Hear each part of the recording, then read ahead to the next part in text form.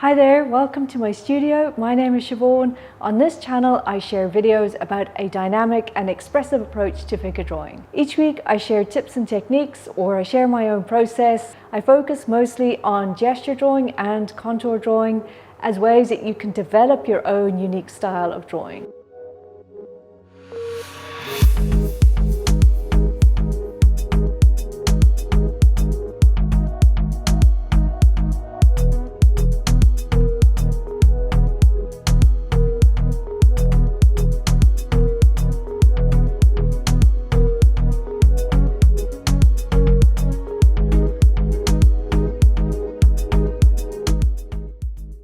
Whenever we're drawing the figure, there are usually a lot of things that we try to do to make it a good drawing.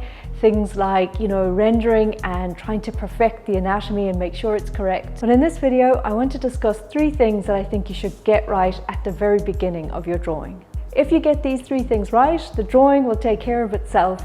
If you get them wrong, no matter how much rendering or detail you put on top, it'll likely not give you the results that you want. The 3 things that I like to get right, or at least focus on at the very beginning, are direction, angles, and placement. I don't approach any of these 3 things in a very rigid or construction-like manner.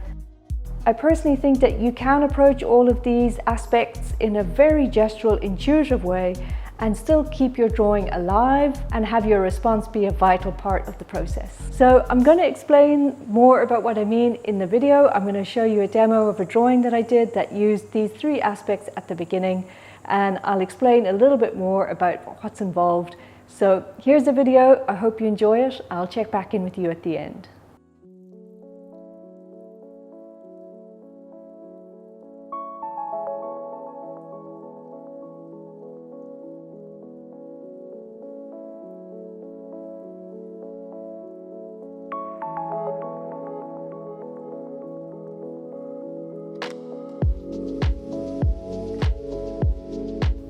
So the pose that I'm drawing from today is taken from lineofaction.com, and I specifically wanted to include the image alongside the drawing in order to explain these ideas or these concepts of the direction, the angles, and the placement.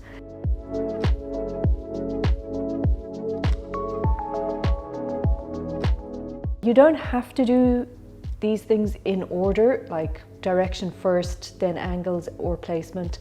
But the first thing that I always do is I do try to get the direction right. That's something that is generally quite obvious in any pose. There will generally be a very clear direction that you can see and that you can say is present. For example, in this pose, the model is leaning back, so that's the direction almost from feet to head. But I want you to be aware that there are also lines or directions that go through the forms, directions or lines going across the body, especially if there's a twist. And definitely you'll see different directions in the legs and the arms, and those are something to look out for and to try and get into your drawing at the very beginning in this loose and gestural way.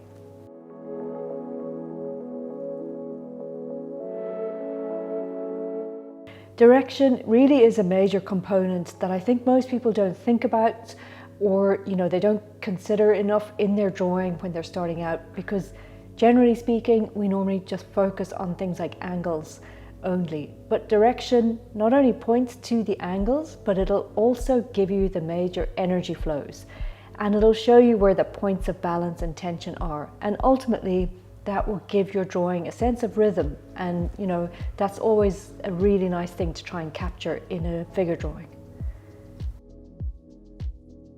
If the lines of direction are present in your drawing, it'll go a long way to making your work feel like it has life and it has that dynamic quality. So from there, the next thing that I try to get right are the angles. So this means like the angles of the different parts of the body, as well as the angles between the different parts. So for example, here there's the angle of the torso, but also the angle between the arms, or between the arm and the torso, and the angle between the lower legs. Now the arms and legs are very easy to deal with. All you have to do is look at the negative space and that instantly tells you what angle you need to get on your drawing. But something that's actually really helpful if you want to find an angle, say for example, you want to figure out the angle of the torso. In this case, all you need to do is imagine a vertical line from the foot going all the way up to the head. If you can visualize that on your drawing, you will immediately be able to tell if the angles are working. Comparing your reference or comparing the model's pose to a vertical or horizontal line is really, really good to try and discern the angles. You'll see it instantly.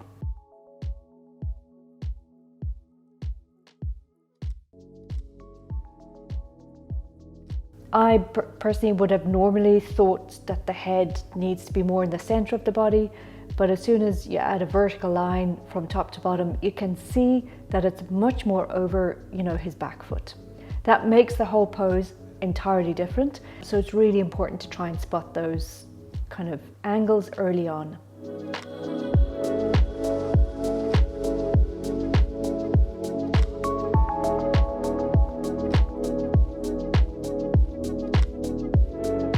And then the third thing that I want to talk about, once you've worked out like the direction of the forms, you've worked out the angles, you still need to refine your drawing, refine your kind of marks, and that comes down to placement and getting kind of a little bit more specific.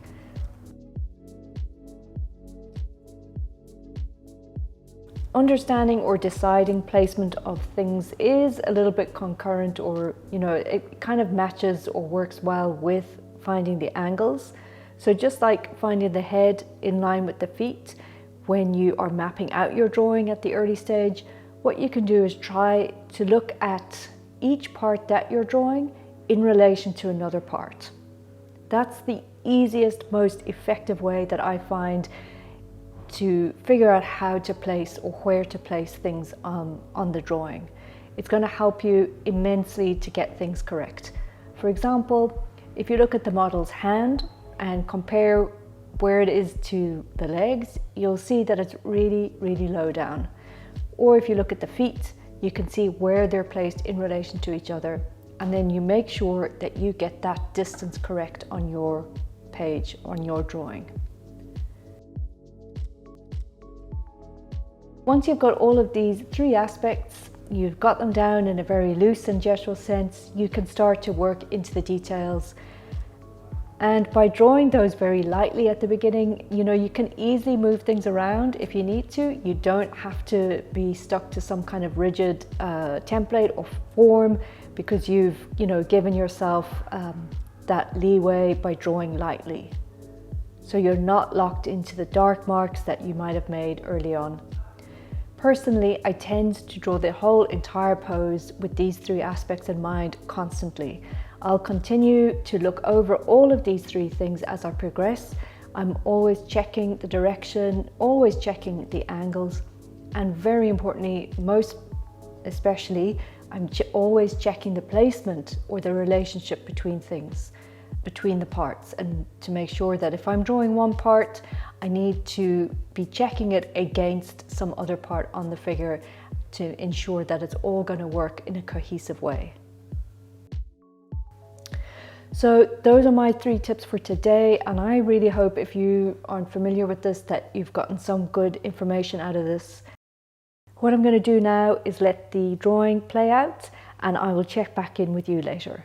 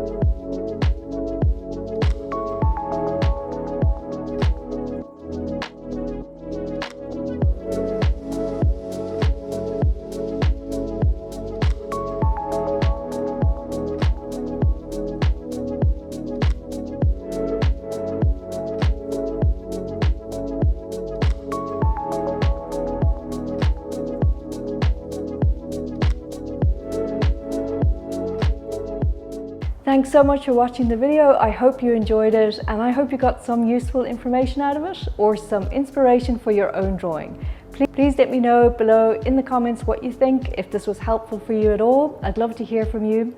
Give the video a like if you think it's worthwhile, and definitely consider subscribing so that we can stay in touch. Thanks again for watching, and I'll see you in the next video.